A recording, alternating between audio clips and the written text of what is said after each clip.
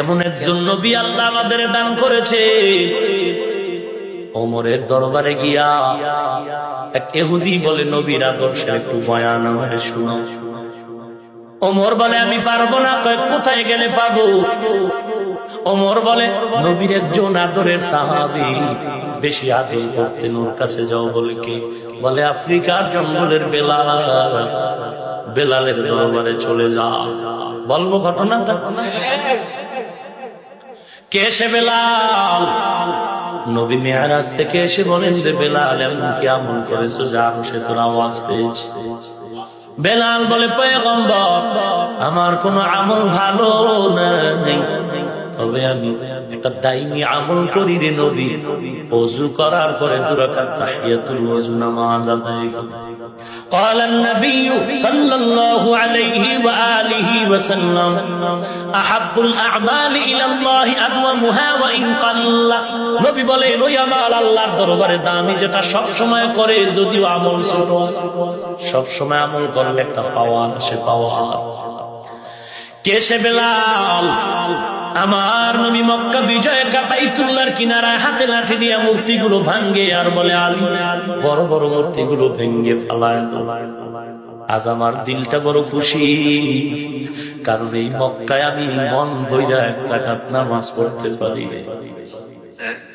আমি মক্কার কাছে এসে একটা মন ভরে সিজদা দিতে পারি নাই রে আলী। আমার বংশের লোকেরা আমারে কত আঘাত করেছে রে। আজ আমার এই মক্কার দিন বড় আনন্দের দিন, আমি স্বাধীন করেছি। মক্কার মূর্তিগুলো ভাঙ্গা জমজম পানি দিয়া পবিত্র বানায় দাও। আজ আমি মনের খুশিতে জোহরের নামাজ জামাতে আদায় করবো আজকে আমার সাথী। আমার নবী লাঠি হাতে নিয়ে মূর্তিগুলো ভেঙ্গে ভেঙ্গে ফেলায় দেয়, আর আমার আশেকে রাসূলেরা পীর বাবার ছবি গলায় নেয়, আর ঘরের আলমারির মধ্যে বাঘ ভাল্লুক আর বানরের ছবি দিয়া শোকেস বোঝাই করে রেখেছে। নবী মূর্তি ভেঙে দেয়, মুসলমান নবীর আশেক মূর্তি ঝুলাও। কোথায় নবী আর কোথায় তুমি?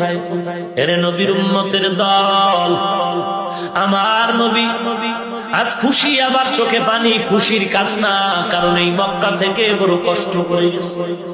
মদিনায় যাওয়ার আগের 3টা বছর বড় কষ্টের ছিল আমার নবী। মাঝে মাঝে আম্মা জান আয়েশা বর্ণনা দেয়, দেখতাম আমার হুজুরের পাশে বৈশা নবী মাঝে মাঝে গুনগুন গুনগুন করে কান্না করে। আম্মা জান আয়েশা বলতেন, আমি জিজ্ঞাসা করলাম, নবী, আমি আয়েশা আপনার পাশে, আপনি কেন কাঁদেন? নবী বললেন, আয়েশা, তুমি জিজ্ঞাসা করবা না, আমার দুঃখের দিনের কথা মনে পড়লে চোখের পানি ধরে রাখতে পারি না।